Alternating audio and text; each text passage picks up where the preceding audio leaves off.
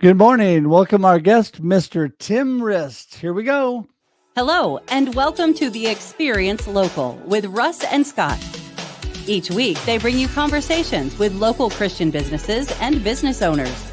The Experience Local is brought to you each week by wonderful sponsors.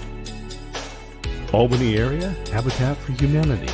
Learn how you can be involved at albanyareahfh.org or visit them at the Restore, 1225 6th Street Southeast in Albany. Independent Merchant Brokers. Low cost and no cost debit and credit card processing. 877-460-4747. IndependentMerchantBrokers.com. Bosun Hub Digital Development encourages you. Join in supporting Walk to End Alzheimer's. ALZ.org. Adams Ribs Smokehouse, 1210 State Street, Salem, Oregon, 503-362-2194. AdamsRibsSmokehouse.com. Discover Oregon Real Estate. Tim Rist on the web at dore.llc. Find your people, find your home. And now, your hosts for The Experience Local, Russ and Scott. Ta-da! Here we are, live on the Experience Local. Ben, I'm so excited, and Scott is still local, so glad to see you. There you are. You're looking brighter, Scott. How are you doing? A little brighter, yeah. I'm doing good. I walked right past Tim's office on my way here. I dropped my car off to get oil changed.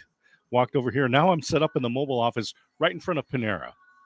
There you go. Good, but great place to be this early in the morning. And just so thankful for our local businesses, whether they're getting your oil changed or serving you food or doing real estate. We are just blessed. And we're going to have a great one on today with Mr. Tim Rist, who is blowing out the ceiling. You know, we talk about people bumping into their ceiling and being held down. He is not one of those types. He is blowing it out. If there's a ceiling that gets in his way, he just blows it out of the way and keeps moving.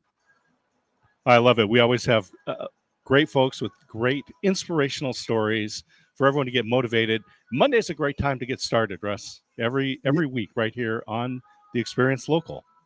That's right. 9 a.m. We are live on Facebook, LinkedIn, and YouTube for your viewing and listening pleasure. And then this also converts to audio podcast, and it's on the Experience Radio Network.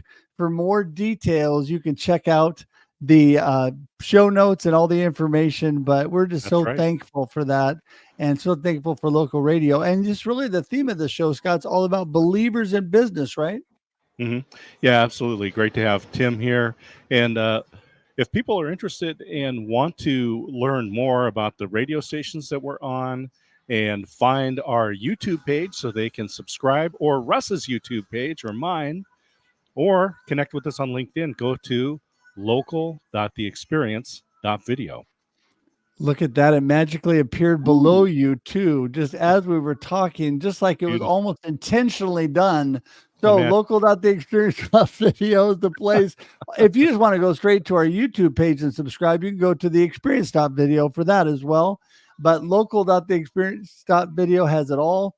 And so thankful for everybody being here. We are just blessed and honored. We want to remind you again, like I said, that we're here every Monday at 9 a.m. Pacific Daylight Time live, but then not only the Experience Network, but then also available on podcast and on video podcast after we are done today. So you can always go back to that. Also, don't forget, we love it if you would please be so kind to just share this out. Tag your friends today. Let them know we're on. Boy, if you know Tim, let people know, because we have a great, amazing network that just loves people like Tim in local communities doing great things. So I think with that, Scott, let's just get the show started. What do you think? Absolutely. I'm looking forward to some inspiration from Tim. There you go. Well, ladies and gentlemen, let's hear a drum roll. Brrr, welcome, Mr. Tim Rist. Hey, Tim. Hey, guys. Wow. What an introduction. I appreciate y'all. You bet. Well, love that great picture right behind you, by the way.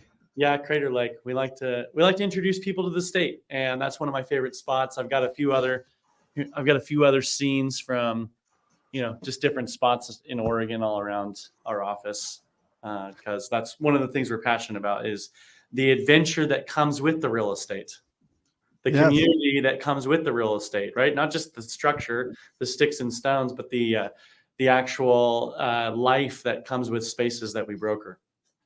Yeah. No, that is so awesome. In fact, you're kind of got the holistic approach to real estate, right? I mean, you're talking about everything that's involved with that. And I love that, but let's not get too far ahead of ourselves. Let's back up and start with, hey, Tim, who's Tim Rist and what are you up to these days? What are you all about? That's a great question. Tim Rist. Tim Rist was born and raised in a small town in Oregon, in between Brownsville and Shed, Oregon. And I have come from a large family.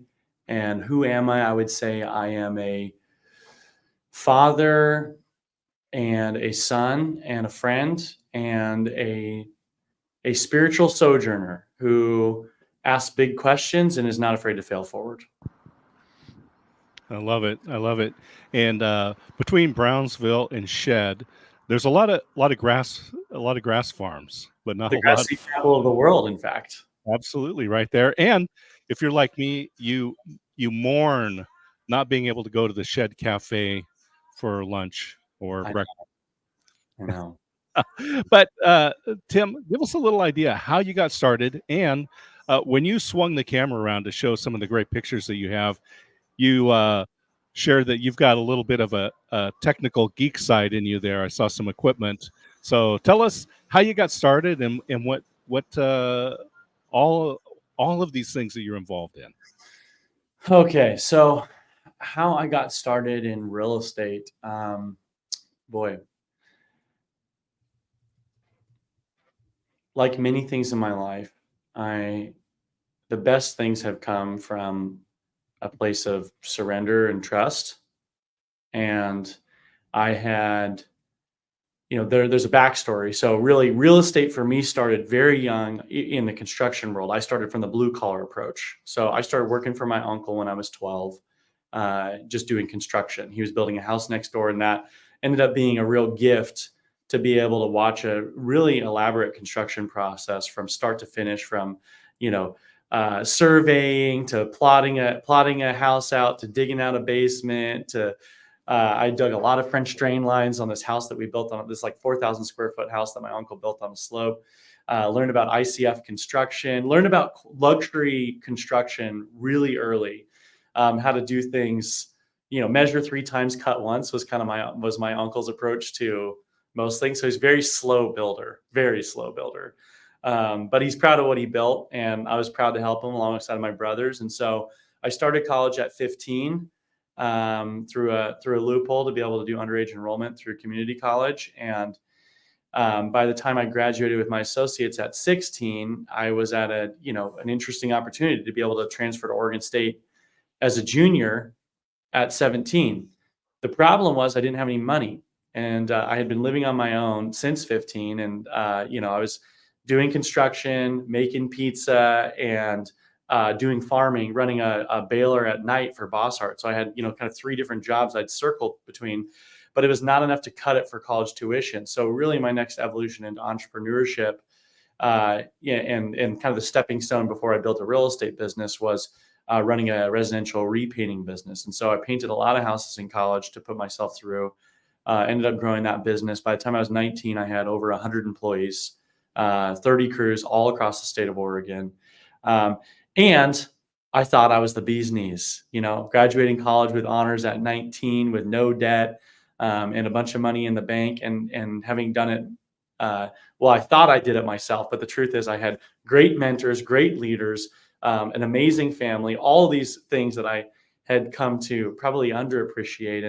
And then the result was I got, cripplingly injured. So I broke my back, and then I healed wrong, and I ended up herniating my L4, L5 disc. all in about a year period. And it just became, I had all these great job offers, but it just became untenable to keep going at the pace that I was going. And so humility found me early through injury and through, kind of slowly losing my ability to walk.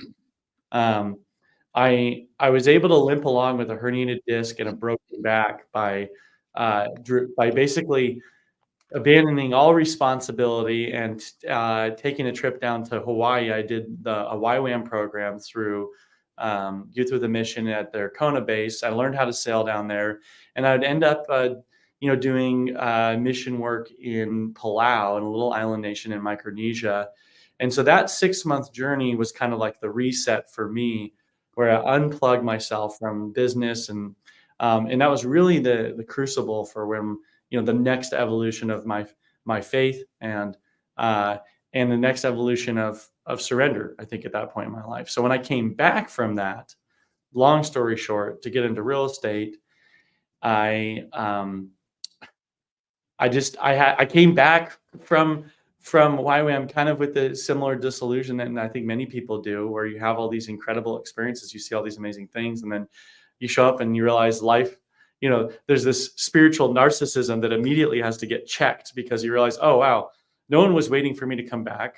I self-funded my program. I didn't raise support, right? Like, life was going on, and I was just like, people were like, where did Tim go? And so I remember this like kind of disillusioning moments, whereas like I went from the high highs down to another of the lowest lows, because I had given all my money away. I thought I did everything right, but I came back with about $200 in the bank account.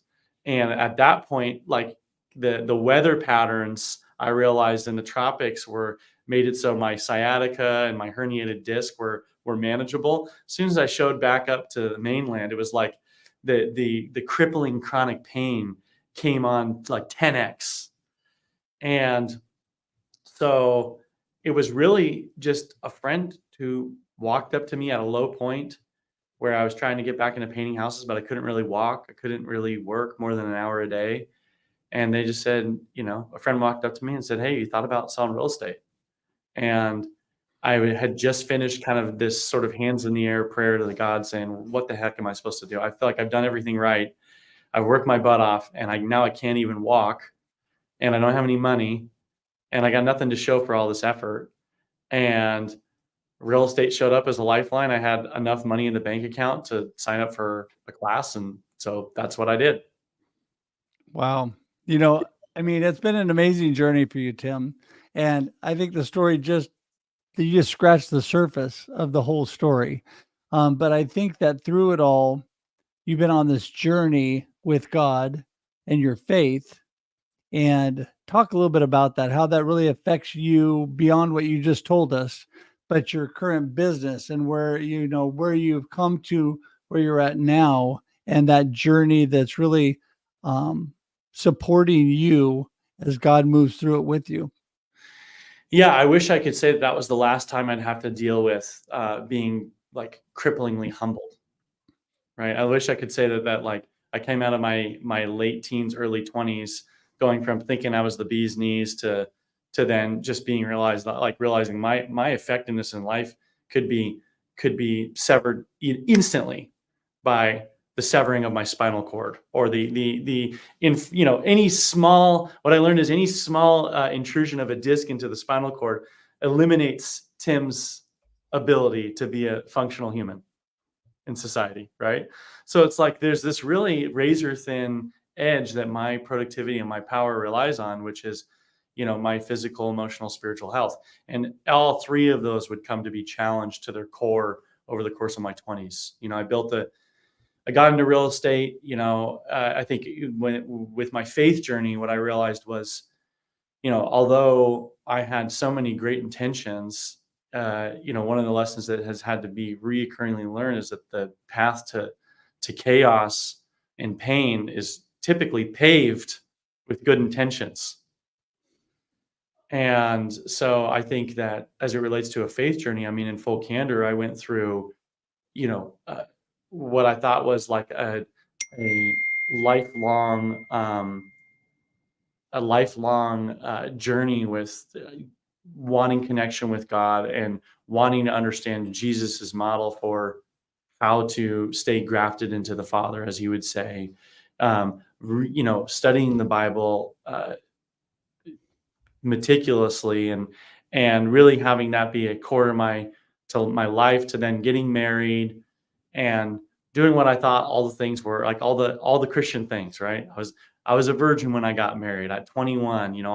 I was chips all in with one gal. I was giving a lot of money away for my business. But the problem was there was these underlying pains and unresolved injuries in my heart that in some ways my faith gave me a hiding place for the real work that would lay dormant and wouldn't wouldn't rear its ugly head until even deeper levels of higher levels of climbing and even further levels of falling. And I think that the faith journey is a lifelong journey, right? And God's a big God to know. It's infinite and unknowable, and to think that I'm almost embarrassed, actually, thinking back in some ways on my spiritual arrogance, to think that I had a corner on this thing at one point in my life or any moment in my life.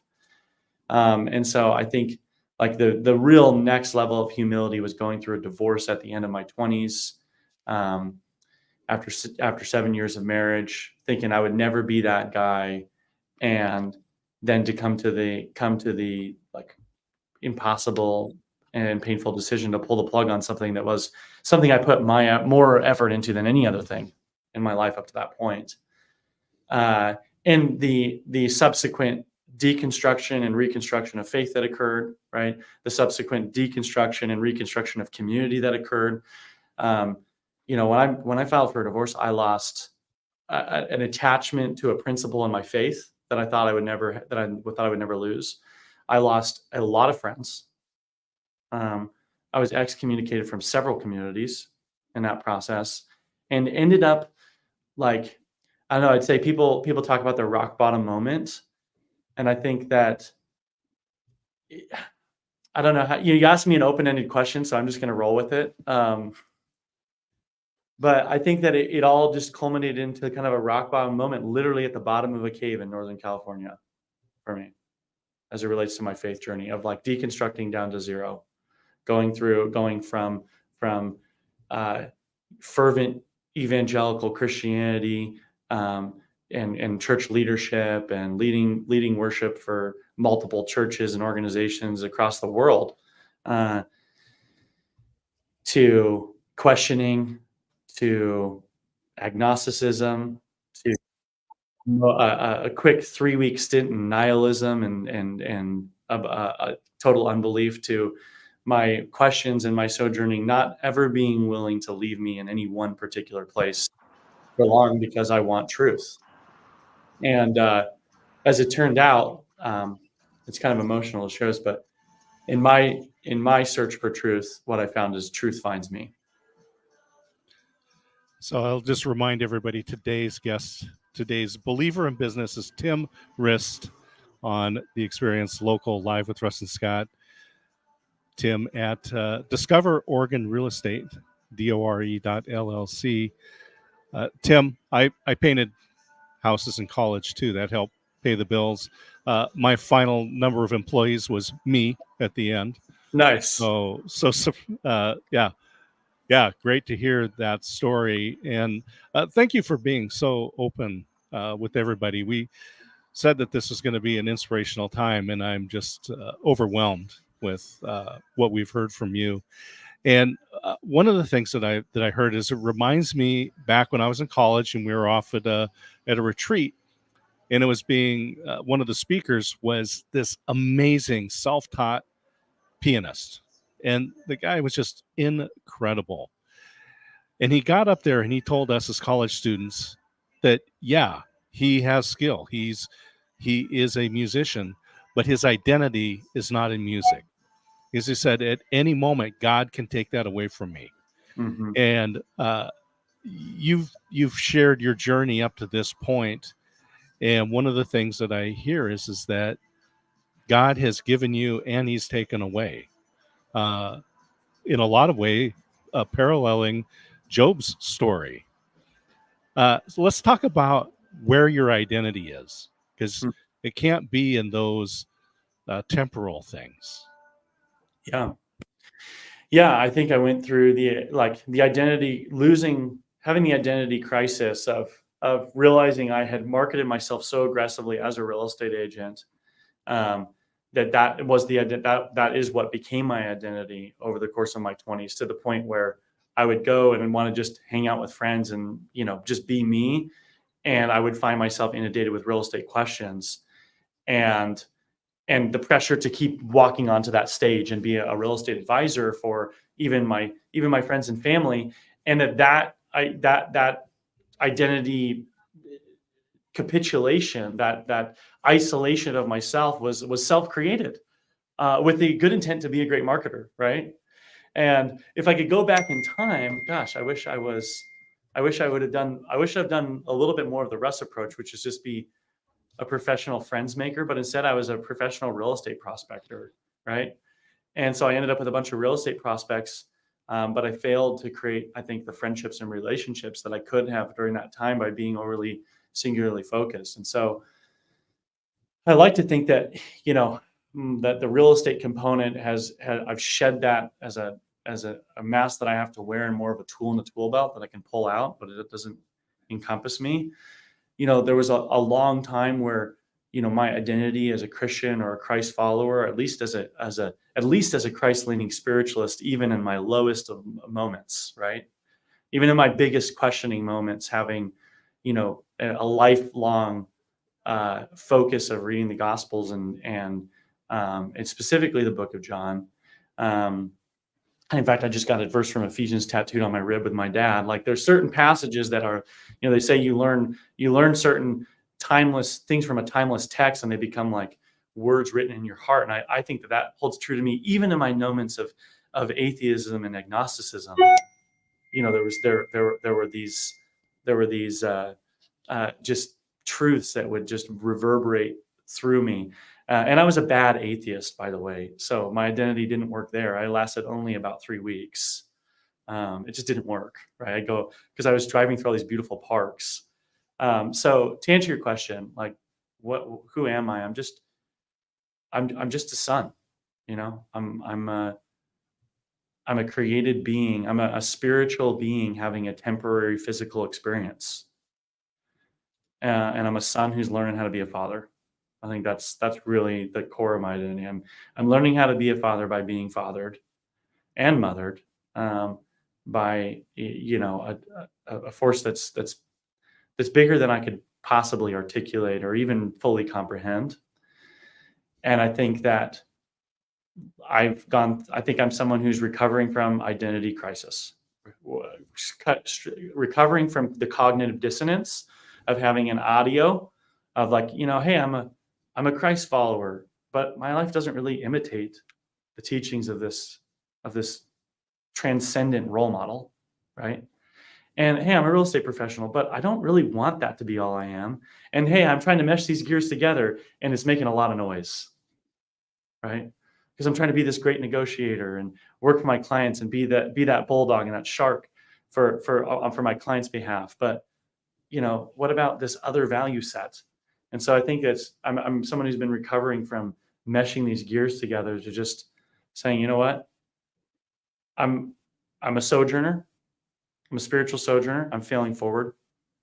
If I had to pick any role model on the planet in history, there's a clear name on the top of the list, and that puts me in a lot of relationships, that are dynamic and that challenge me. Yeah.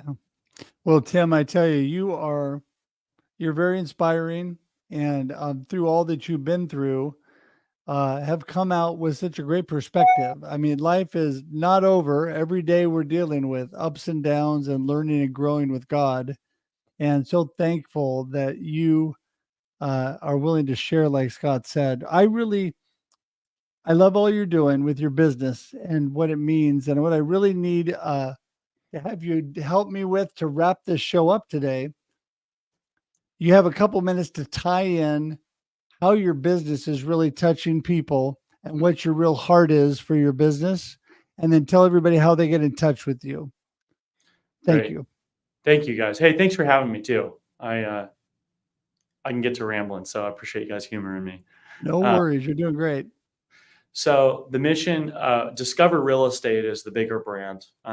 Discover Oregon Real Estate is our Oregon brokerage. Discover Washington is the state we just most recently launched to. And so we're building a global real estate network of really client conscious, community conscious professionals. And so community consciousness to us, and really how this all ties together, is just our mission and our values.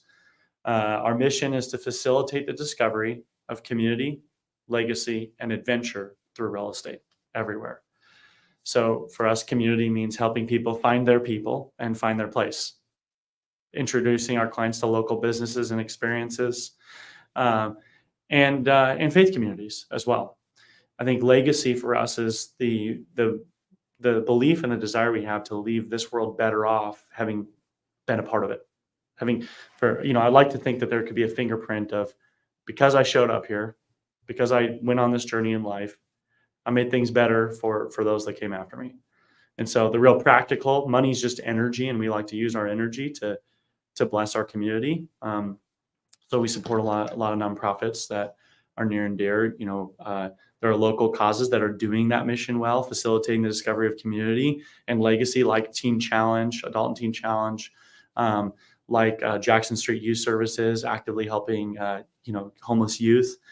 And then there's just the practical, right? Maslow's basic hierarchy of needs. For every deal we close, we plant a tree.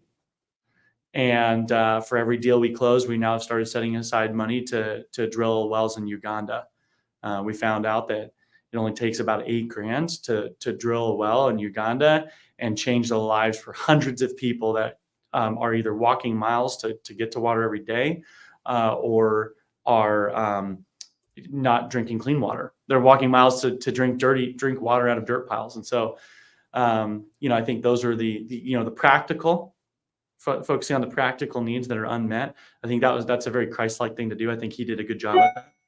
I think other Christ followers have done a really good job emulating that, like Mother Teresa. Those people inspire me. And I just want our business to be a vehicle to do that more and to inspire other business owners to jump on board. So we set aside 1% of all revenue, and we ask all other businesses to do the same. 1% of your revenue go towards investing back in your community in a meaningful way, towards the nonprofits that matter to you. Take it from the top line, see what happens. Awesome. And remind everybody how they get in touch with you, Tim. You guys can, follow us on socials and Discover Oregon Real Estate or Discover Washington Real Estate. You can send me a text. My cell is 541-250-1065. Awesome. Hey, thank you so much, my friend. I appreciate you so much and for being on today. We're going to send you to the green room. Hang tight there for just a second. We'll chat after, but thanks for being here today. Absolutely. Thanks, Tim. Well, it would help to take the right person out there. There you go. All right. So here we are. Wow. Listen, Scott, Wow. what amazing. Mm-hmm. Go ahead. What a great story. I knew we were going to have just some great inspiration today. I believe that there are many people who can relate to Tim's story today, and reach out, talk to Russ, talk to myself. We're happy to connect. We're happy to help as best we can. That's right. And all of his information is in the show notes, and he gave it to you verbally. Door.llc. Check that out today. We're thankful that you're here with us today. We're here every Monday, 9 a.m. Pacific Standard Time for your listening viewer pleasure. We go live then, but that's not all, because you can get us on radio as well on the Experience Radio Network. And until next Monday, we're just praying you have a blessed day and a blessed life. See you, everybody. Woo-hoo. Cheers. Thank you for tuning in to The Experience Local with Russ and Scott. Listen to the program on Spotify or wherever you listen to fine podcasts. Join in every Monday live at 9 a.m. Pacific on LinkedIn, YouTube, and Facebook. We look forward to seeing you next time on The Experience Local with Russ and Scott.